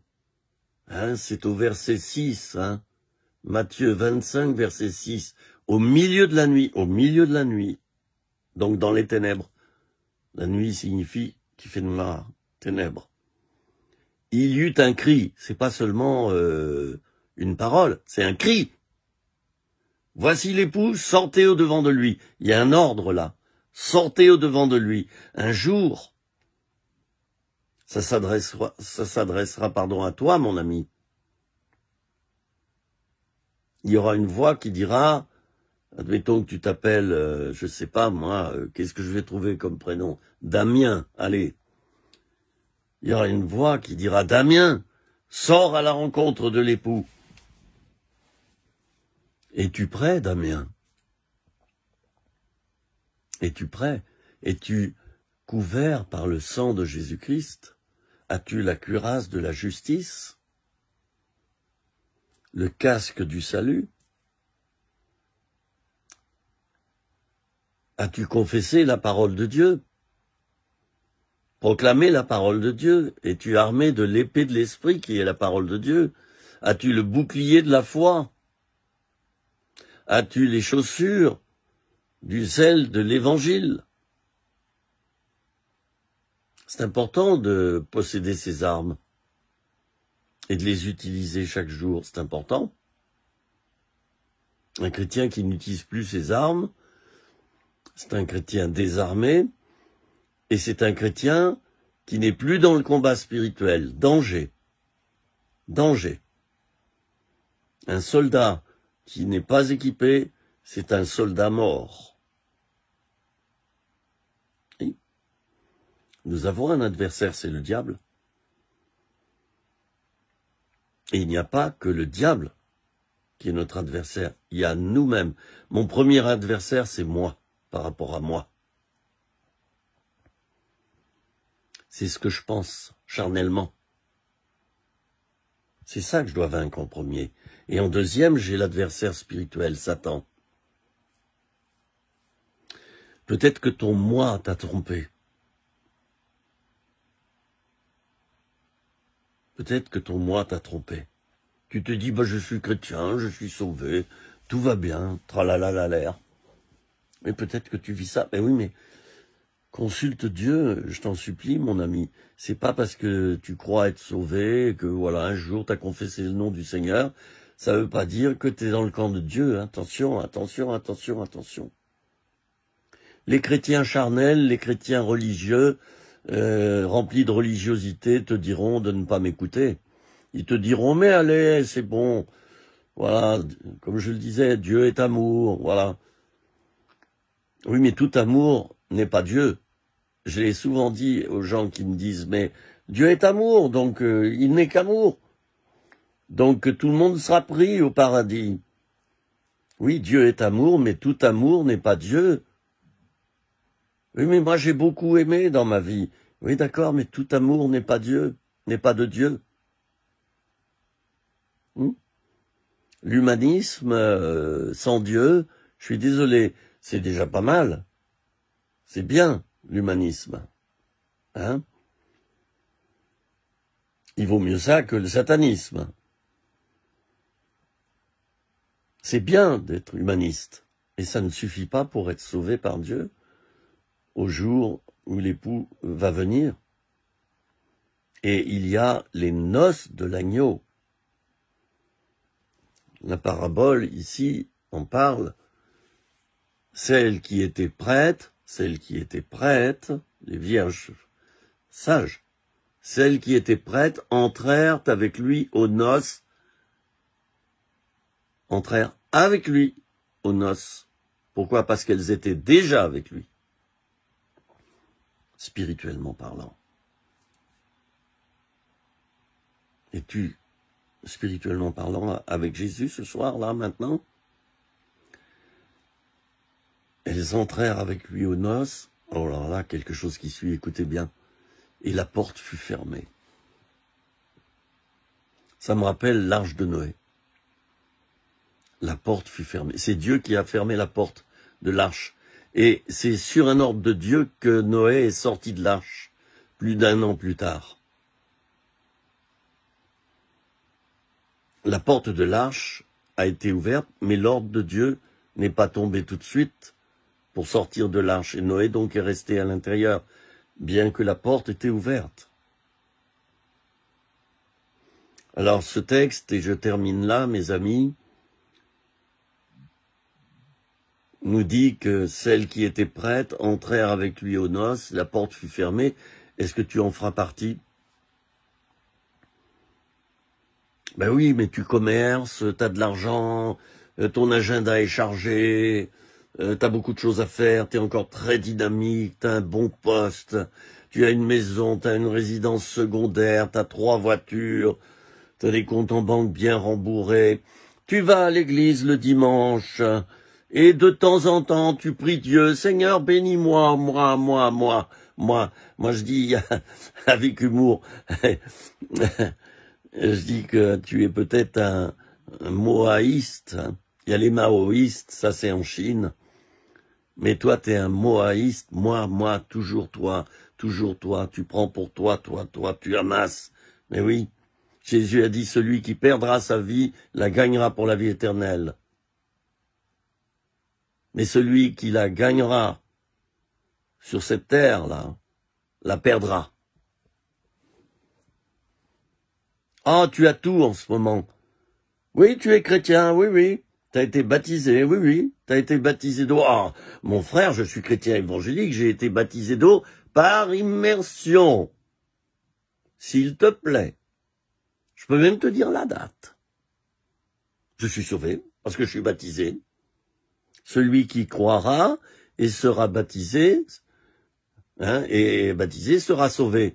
Et attention, l'apôtre Paul, je crois que c'est lui, Il disait travaillez à votre salut avec crainte et tremblement. Le salut, c'est quelque chose qui s'entretient. La conversion, c'est tous les jours. Oh, toi, il y a une date de conversion sur ton carnet, là, dans ta Bible. Il y a la date de ta conversion. Mais attention, la conversion, c'est chaque matin. Seigneur, je viens à toi ce matin. Je viens à toi, je te consacre ma journée, je veux vivre pour toi, par toi, avec toi. C'est ça une conversion entretenue. Il y a différentes sortes de conversions. Il y a des conversions superficielles, chers amis. Il y a des conversions peu profondes. Il y a des conversions émotionnelles. Ceux qui recherchent tout le temps des signes, des prodiges, des miracles. Ceux qui cherchent du sensationnel. Ceux qui cherchent de l'argent en abondance. Ceux qui cherchent la bénédiction à tout prix ne sont pas forcément des chrétiens sauvés et profonds, chers amis. Attention! Attention! Ah oui, mais j'ai assisté à telle convention, et moi j'ai été miraculé de mon bras, et puis voilà. Mais attention, ça ne signifie pas que tu vis en présence de Dieu, ça ne signifie pas que tu as donné ta vie à Dieu et que tu as continué à la donner. Peut-être que tu as été simplement touché par la grâce à un moment XY, mais ton cœur n'est plus avec le Seigneur, mon frère, ma sœur. Est-ce que tu marches toujours avec Dieu? Les vierges folles sont restées à la porte. Elles sont allées chercher de l'huile. Parce qu'elles n'en avaient plus. L'huile, ça représente le Saint-Esprit, ça représente tout ce qui est spirituel. Ben oui, l'époux est arrivé, les 5 vierges folles n'étaient pas prêtes, alors qu'est-ce qu'elles sont allées faire? Eh ben, elles ont essayé d'aller trouver la grâce de Dieu. C'était trop tard. N'attends pas que ça soit trop tard. N'attends pas que ça soit trop tard.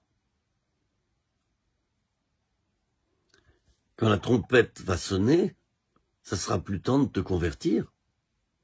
Les 5 vierges folles, l'époux est arrivé pendant que ces dernières cherchaient à se convertir à nouveau.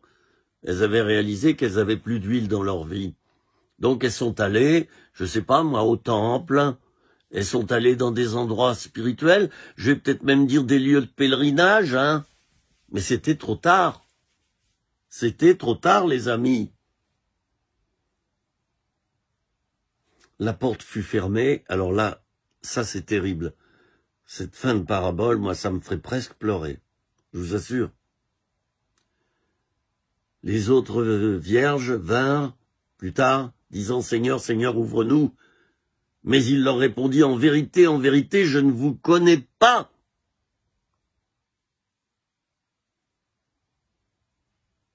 Je ne vous connais pas.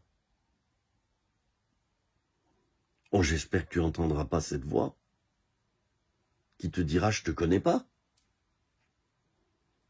Ben oui.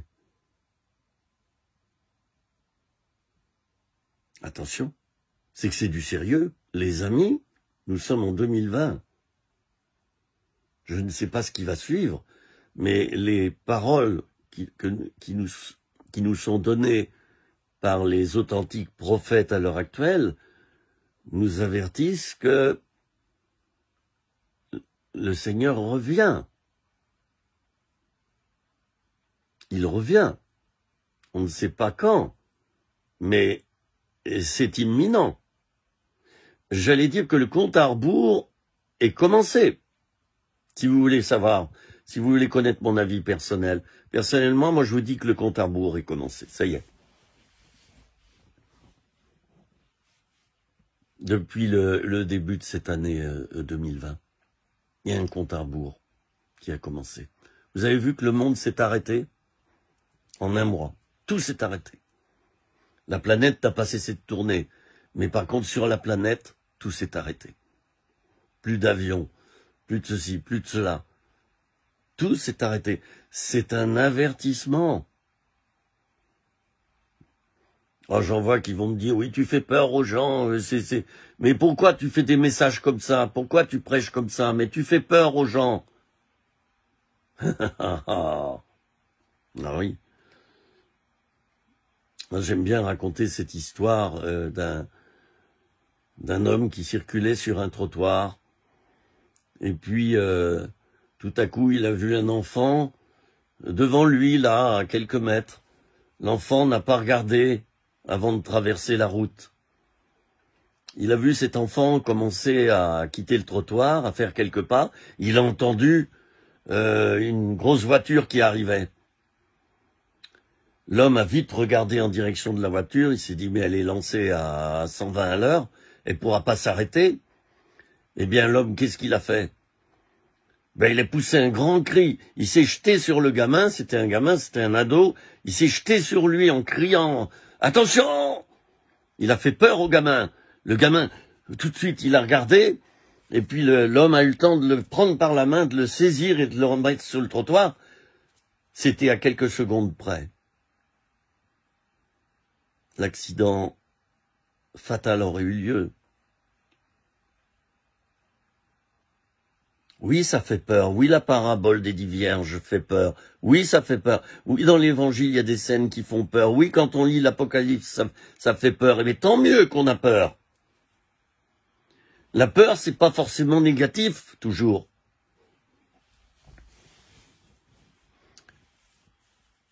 Quand l'enfant apprend que ce qui est très chaud peut le brûler, et il l'apprend comment?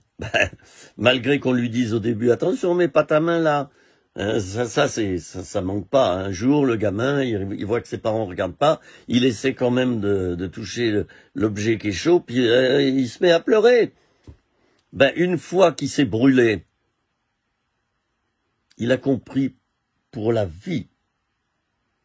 Je dis bien, il a compris à vie qu'il faut pas toucher les objets brûlants. Et c'est quelquefois par la peur qu'on apprend quelque chose. Il y a des peurs qui sont salutaires.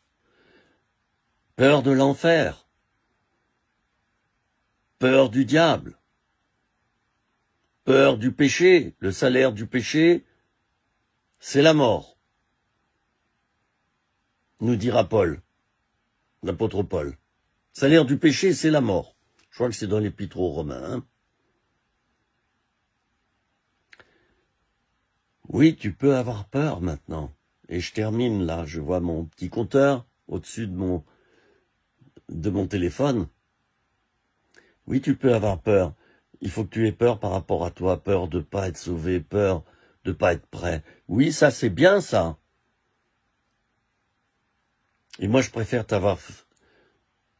Je vais utiliser une expression très terre à terre. Je préfère t'avoir fichu les jetons dans cette vidéo, mais que ça te foute une décharge en pleine figure, mais je préfère ça, te faire ça maintenant, et que tu sois sauvé, que tu réfléchisses, plutôt que de te laisser, alors que je sais que tu vas droit dans le mur, et que tu vas te tuer. Quand tu vois quelqu'un qui est prêt à se jeter sur les rails, alors que le RER arrive dans la station de métro, tu vois quelqu'un qui veut se suicider, qu'est-ce que tu fais? Tu restes sans rien faire, toi? Eh ben, moi non. Moi, je le jette sur lui pour l'empêcher de se jeter en bas. Et je préfère, dans cet enseignement, vous avoir fait un petit peu peur, mais qu'au moins vous compreniez. Voilà. Alors nous allons prier maintenant, en sachant que la situation est grave à l'heure actuelle sur cette terre. On est en 2020, je rappelle. Et je date exprès mes vidéos, comme ça on pourra voir plus tard si ce que je dis est vrai ou faux. Vous voyez, je prends le risque. Je l'affirme ici, un compte à rebours a commencé. Le Seigneur revient, je ne sais pas quand. À tout moment, il peut revenir. Il reviendra, le Seigneur. Certains diront foutaise. Oh libre à vous de penser que c'est des foutaises, hein. Oh moi, je ne vais pas te forcer, hein, à aller au paradis, hein. Si tu veux ton enfer, tu l'auras. Et ça sera un enfer pour toi. Libre à toi, oh mais ça, alors là, t'es complètement libre de penser que c'est de la foutaise, ce que je dis. Je t'en veux pas de le penser. Tu peux le penser. Mais par contre, tu as tort. Et fais gaffe, parce qu'on ne joue pas avec le feu. Réfléchis bien. Il faut que tu sois prêt. Il faut que tu sois prêt. C'est comme quand on va passer son bac, faut se préparer. Faut se préparer à l'examen. J'allais dire que tu vas avoir un examen de passage, c'est quand le Seigneur va revenir. Alors prépare-toi, d'accord? C'est vrai, Dieu est amour, mais l'amour n'est pas aveugle. Il n'est pas aveugle, l'amour. Et Jésus ne prendra pas dans son paradis des êtres qui veulent fiche le bazar dans le paradis, qui veulent plastiquer le paradis, qui veulent détruire le paradis. Il prendra que des volontaires, ceux qui sont d'accord de vivre la paix, l'amour, la joie, etc. Prions quelques instants. Seigneur, je prie pour les personnes qui auront regardé ces vidéos, cette vidéo, pour ceux qui les regarderont un peu plus tard. Je prie pour les personnes qui m'ont écouté jusqu'au bout. Seigneur, bénis-les. Et s'il se trouve parmi eux des personnes rétrogrades, des personnes qui ne sont plus bouillants pour le Seigneur, des personnes qui se sont éloignées de toi, Seigneur, je te demande par cette vidéo de les ramener à toi. C'est mon vœu le plus cher. Fais vraiment quelque chose pour eux. Et je vous demande, chers amis, j'ouvre les yeux à nouveau, si vous êtes dans ce cas, si vous sentez que vous n'êtes pas prêt au retour du Seigneur, je vous demande de prier avec moi maintenant, d'accord? Moi, je vais prier pour vous, priez. Je laisse un tout petit instant pour que vous adressiez votre prière au Seigneur, et après je vais couper la vidéo. Il y aura un tout petit temps de silence de quelques secondes. Profitez-en pour crier au Seigneur.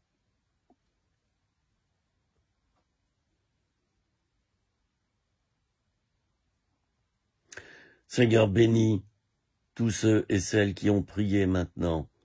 Je les bénis en ton nom, et je te demande de leur faciliter vraiment les choses, et qu'ils puissent revenir complètement à toi. Amen. Chers amis, cette vidéo pour moi n'a pas été facile à réaliser. J'ai eu beaucoup de combats spirituels avant de l'enregistrer, mais je l'ai enregistré et j'en suis fier.